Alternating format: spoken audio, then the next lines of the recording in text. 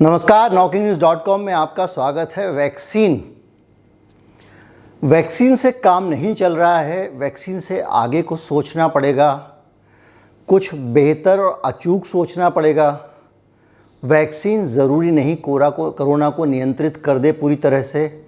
ये सारी बातें, सारे विचार कई दिनों से आ रहे हैं और कम से कम इस चैनल पे मैं बार बार अलग अलग तरह के तथ्यों के हिसाब से अथॉरिटीज़ से ये कहने की कोशिश कर रहा हूँ कि वैक्सीन से आगे का कुछ सोचें, वैक्सीन से बड़ा कुछ सोचें। अगर वैक्सीन काम ना करे तो क्या होगा, इस पर सोचें। क्योंकि वैक्सीन अब आपको बूस्टर डोज लगाने की ज़रूरत पड़ रही है और बहुत सारी चीज़ें आ रही हैं। ऐसी हालत में कोई ख़तरनाक म्यूटेंट आ जाए तो इस वैक्सीन के भरोसे दुनिया कब तक बैठेगी, ये सवाल मैंने बार बार उठाया। और अब कुछ ऐसी गतिविधियां दिख रही हैं, कुछ ऐसी चीज़ें दिख रही हैं जिसके ज़रिए वैक्सीन जो है उसे आगे देखकर सोचे जाने का दौर शुरू हो गया है। और अब कुछ देश वैक्सीन से आगे बढ़कर कोरोना का तोड़ क्या हो इस पर सोच रहे हैं और वो कुछ बेहतर तरीके निकालने की कोशिश कर रहे हैं। क्योंकि आगे भविष्य में भी अगर कोई और महामारी आती है तो उसका मुकाबला कैसे किया जाए, इस पर सोच रहे हैं। और एक देश ने 23 खरब 69 अरब 48 करोड़ 96 लाख रुपए, स्क्रीन पे भी लिख दे रहा हूँ, खर्च करने का फैसला किया है। कौन देश है, क्या प्लानिंग है, इस पर आएंगे। कहीं मत जाइए, चैनल को सब्सक्राइब कर लीजिए। और अगर आप इस चैनल की मदद करना चाहते हैं तो हमारा जो UPI ID है वो डिस्क्रिप्शन में सबसे नीचे है। जहां वीडियो ख़त्म होता है वहां आपको एक बारकोड दिखाई देगा, उस बारकोड को स्कैन करके भी आप भुगतान कर सकते हैं।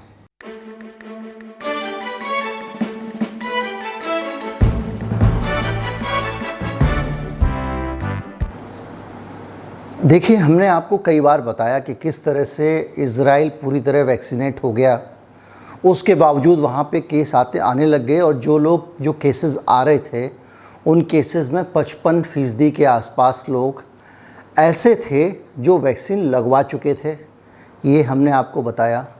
अमेरिका में दोनों डोज लगवाने के बाद में बड़ी संख्या में गंभीर बीमार लोग अस्पतालों में आए और बड़ी संख्या में लोगों की मौत हुई। और ये लोग भी वही लोग थे जो वो ही नहीं थे, लेकिन वैसे लोग इसमें बड़ी संख्या में थे जो दोनों टीके लगवा चुके थे। पूरी दुनिया में जब वैक्सीन आई तो ये कहा गया था कि पूरी तरह से आपको, अगर फुली प्रोटेक्टेड आज भी कहा जाता है जब आप दोनों टीके लगवा लेते हैं, तो ये कहा गया कि अगर आप दोनों टीके लगवा लेंगे तो आप पूरी तरह से सुरक्षित हो जाएंगे।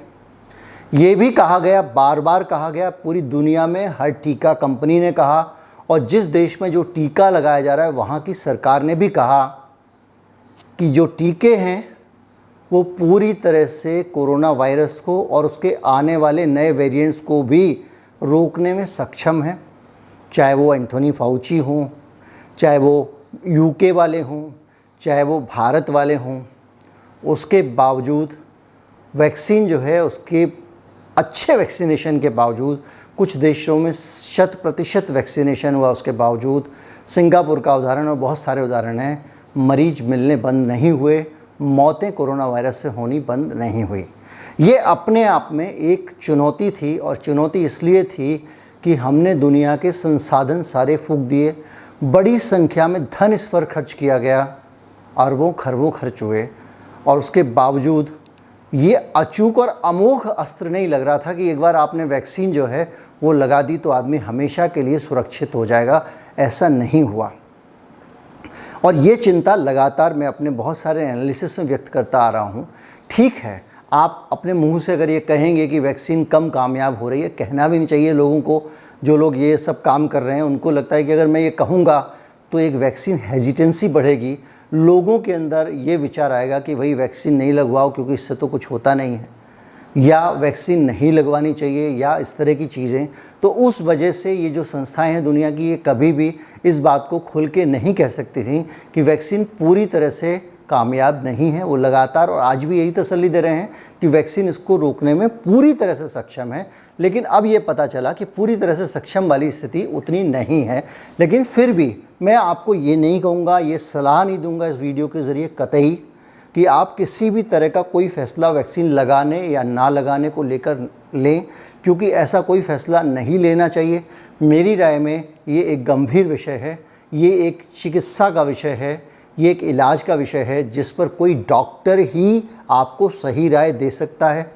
कोई भी चीज़, दुनिया की अच्छी चीज़ हो या बुरी चीज़ हो, अगर आज के दिन मैं आपको कहूँ कि जो है वो फलां प्रोटीन खाने से आप लंबे हो जाएंगे या इसके बाल उग जाएगा या जो भी लोग कहते रहते हैं, तो उन पूरी दवाओं को भी अगर मैं कहूँ तो कोई बहुत अच्छी से अच्छी और लाभकारी से लाभकारी दवा भी डॉक्टर के सुझाव के बगैर नहीं लेनी चाहिए, डॉक्टर के प्रिस्क्रिप्शन के बगैर नहीं लेनी चाहिए। तो इसलिए इस तरह के वीडियो जो भी हैं उनके आधार पर कोई राय ना बनाएं। ये एक समीक्षात्मक वीडियो है जिसमें बहुत सारी जो विचार विमर्श चलता रहता है। अब जब ये सारे के सारे घटनाक्रम आ गए हैं जिसमें आप देख रहे हैं कि वैक्सीन के बावजूद नए वेरिएंट्स ने आने के बाद में वैक्सीन को काफ़ी हद तक कमज़ोर कर दिया, या कहें कि वैक्सीन के प्रोटेक्शन को चुनौती दे दी। अब क्या हो रहा है कि ऐसी स्थिति में जो दुनिया के देश हैं वो अगर हाथ पर हाथ धरे बैठे हैं और वो ये सोचते हैं कि इसके बाद बूस्टर डोज लगा दूंगा और ये कुछ चला दूंगा तो उससे कोरोना नियंत्रित हो जाएगा, तो ये जनता को और लोगों को एक मन की तसल्ली देना तो हो सकता है, वो अपने लिए भी रख सकते हैं, लेकिन जो नए नए वेरिएंट जिस तरह से परेशान कर रहे हैं उसमें बूस्टर डोज भी शायद उतना कामयाब नहीं हो पा रहा है। ऐसे में क्या हो, ऐसे में आपको लगेगा तो इसका मतलब तो अब हम बहुत असुरक्षित हो गए हैं, तो ऐसा नहीं है। दुनिया के बहुत सारे देश, बहुत सारी संस्थाएं, वो भले ही आपसे कुछ भी कहें, वो प्रोटेक्शन के लिए काम करते रहते हैं। अमेरिका ने थोड़ा बहुत नहीं 23 खरब 69 अरब 48 करोड़ 96 लाख रुपए खर्च करने का ऐलान किया है, जो कि 3.2 बिलियन के बराबर बैठते हैं। और उन्होंने कहा है कि इस खर्च से कोरोना के इलाज की दवा बनाई जाएगी। इलाज की दवा, ऐसी दवा बनाई जाएगी कि जिसको कोरोना हो जाए उसका दवा खिलाकर इलाज कर दिया जाए। ऐसी दवा बनाने के लिए ये बजट एलोकेट किया गया और वैज्ञानिकों से कहा गया है कि ऐसी मजबूत एंटीवायरल दवा बनाइए जिसके ज़रिए कोरोना को ख़त्म किया जा सके या कोरोना का ट्रीटमेंट हो सके। लेकिन जैसा मैंने कहा, दुनिया में कोई भी नहीं चाहता कि ये संदेश जाए कि टीका कामयाब नहीं है। तो साथ ही साथ अमेरिका ने ये भी कहा है कि जो इसके बावजूद कोरोना के ख़िलाफ़ जो उसकी लड़ाई है, उसका जो आर्सेनल है, उसमें जो सबसे प्रमुख वस्तु रहने वाली है वो टीका ही रहने वाला है। और कम से कम जब दवा आएगी तब तक आएगी, उस तक तो इनके पास में यही एक साधन बचा हुआ है। तो अब ये है एक नया एंटीवायरल प्रोग्राम फॉर पेंडेमिक्स करके एक आया है जिसमें ये बजट लग रहा है और ये कहा जा रहा है कि इससे भविष्य में जो महामारियाँ आएंगी उनको भी ठीक करने में, उनका इलाज करने में भी मदद मिलेगी, ये अमेरिका का कहना है। इसका कहना ये है कि ये जो एंटीवायरल जो पूरा जो दवा होगी या जो सिस्टम बनाया जाएगा उसके ज़रिए उनको उम्मीद है कि सिर्फ कोरोना वायरस ही नहीं, क्योंकि कोरोना वायरस तो अब धीरे धीरे करके एंडेमिक बनता जा रहा है। अमेरिका जैसे देशों में अभी भी पेंडेमिक है, उनकी अगर आप मृत्यु दर देखेंगे तो बहुत ही ख़तरनाक है। तो ऐसे में जो वायरस इस नए एंटीवायरल प्रोग्राम के ज़रिए नियंत्रित किए जा सकते हैं, उन वायरसेस को लेकर कुछ नाम भी सामने आए हैं। डॉक्टर फाउची ने जो बताए हैं उनके हिसाब से पेंडेमिक पोटेंशियल जिन वायरसेस में है, जो वायरस आगे जाके पेंडेमिक बन सकते हैं, आज पेंडेमिक नहीं है, उन पे भी उनकी नज़र है। और उनके हिसाब से जो भविष्य के पेंडेमिक हो सकने वाले वायरस हैं उनमें एक अलग तरह का कोई कोरोना वायरस या सार्स या मर्स जो निकल के आ जाए और पेंडेमिक फैला दे भविष्य में। इसके अलावा वो कह रहे हैं कि फाइलोवायरसेस जो होते हैं बहुत सारे, वो भी पेंडेमिक फैला सकते हैं। फाइलोवायरसेस वो होते हैं जो इबोला जैसी बीमारी को पैदा करते हैं, तो उनके ज़रिए भी भविष्य में कभी अगर पेंडेमिक आ जाए तो क्या करेंगे, इसके लिए भी ये दवा बनाई जा रही है। इसके अलावा ये भी कहा जा रहा है कि जो टोगा वायरसेस होते हैं, टोगा वायरसेस तो आपने सुना ही होगा क्योंकि हम लोग उसको बहुत झेलते रहते हैं। चिकुनगुनिया जो बीमारी होती है वो टोगा वायरसेस से होती है।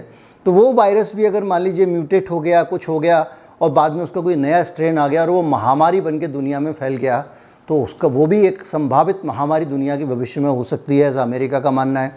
तो ये जो प्रोग्राम है उसमें उसको भी टारगेट किया जा रहा है। इसके अलावा पैरामाइक्सो वायरसेस भी होते हैं, पैरामाइक्सो वायरसेस जो निपाह जैसी बीमारियों के लिए ज़िम्मेदार हैं। ये भी आगे जाकर पैंडेमिक बन सकते हैं। अभी ये वायरस हैं, छिटपुट कहीं किसी शहर में फैल गया, कहीं पे 500 मरीज़ हो गए, कहीं पे 1000-2000 मरीज़ हो गए, इतने तक ही फैलते हैं। लेकिन इनका आने वाले समय में कोई ऐसा वेरिएंट आ गया जो पूरी दुनिया में कोरोना वायरस के इस वेरिएंट की तरह इस बार जो कोरोना वायरस है फैल गया, तो क्या करेंगे? तो ऐसी स्थिति के लिए ये रकम अमेरिका खर्च कर रहा है और उसने ये प्रोग्राम बनाया है। इस प्रोग्राम में जो मेन फोकस है वो ऐसी दवा बनाने पे है जिसके ज़रिए कोरोना के मरीज़ का इलाज किया जा सके। अभी तक हमारे पास में जो उपाय हैं, जो उपाय अधिकृत उपाय हैं, WHO के उपाय, मैं उनकी बात कर रहा हूँ। उपाय बहुत सारे लोग बहुत सारे अलग अलग उपाय लेकर घूम रहे हैं, लेकिन जिनको मान्यता मिली है उनकी बात करेंगे। सरकार जिसको मान्यता देती है वो उपाय है टीका। टीके के अलावा कोई उपाय अभी तक तो विज्ञान मान नहीं रहा है कि है, होगा तो होगा, लेकिन विज्ञान में भी कंफर्म नहीं हुआ है। नहीं हुआ है तो नहीं हुआ है। तो अब जो है वो पहली बार ऐसा हो रहा है कि अब उनको लग रहा है टीके से के अलावा इलाज पर भी ध्यान देना चाहिए। और जैसा मैं हमेशा से कहता आ रहा हूँ कि अब नेचुरल इम्यूनिटी आने के बाद में बड़ी संख्या में लोग कुदरती भी बहुत इम्यून हो गए हैं, बहुत सारे लोगों ने वैक्सीनेशन भी करा लिया है। तो ऐसी हालत में अब ये सब झंझट छोड़ के इलाज पे फोकस करना चाहिए और जैसे जैसे लोग बीमार होते जाएं वैसे वैसे आते जाएं, उनका प्रॉपर इलाज हो। और जो इलाज में खामियां हैं, आज के इलाज में जो अंधाधुंध इलाज के कारण कई जगहों पे लोगों की मौतें हो रही हैं, इलाज जानलेवा बनता जा रहा है, उन सारी चीज़ों को, खामियों को दूर किया जाए, अच्छी चीज़ों को शामिल किया जाए। बहुत सारी दवाएं हटाई हैं इलाज के प्रोटोकॉल से, बहुत सारे तरीके भी हटा सकते हैं और इसको एक बेहतर इलाज का प्रोटोकॉल बनाएं जिसको ज़्यादा जैसे सिम्टम्स आए उस हिसाब से सरकार इलाज करे। क्योंकि वायरस को मारने का तो कोई यंत्र आपके पास है नहीं, जब बनेगा तब बनेगा। ये जो इतना पैसे खर्च कर रहे हैं इससे बनेगा और कम से कम थोड़ा थोड़ा राहत की सांस लेना शुरू करें। अब ये बीमारी जो है मुझे लगता है कि ये चला चले की बेला में है। अमेरिका में जब ये ख़त्म हो जाएगा उसके बाद पूरी दुनिया मान लेगी कि ये ख़त्म हो गई है, जिससे भारत में लगभग जा चुकी है। थोड़े दिन की सावधानी और है, उसके बाद ये हमसे दूर हो जाएगी। लेकिन भविष्य में कोई बीमारी आए और मनुष्य को नुकसान पहुंचाए उससे पहले उसकी दवा तैयार कर लेना चाहिए। ये सोच भी बुरा नहीं है अगर इसके पीछे बहुत दूसरी कोई सोच नहीं है। बहुत सारे पैसे खर्च किए जा रहे हैं। आशा करता हूँ कि ये वीडियो अच्छा लगा होगा आपको। अगर अच्छा लगा है तो आप इसको लोगों तक पहुँचाएँ, इस वीडियो के बारे में लोगों को बताएं ताकि ज़्यादा से ज़्यादा जागरूकता है, लोगों को पता चले और ये भी समझ में आए कि टीका भी पूरी तरह से सुरक्षित नहीं है। इसलिए सावधानी बहुत ज़रूरी है, सावधानी ना छोड़ें। नमस्कार, जय हिंद।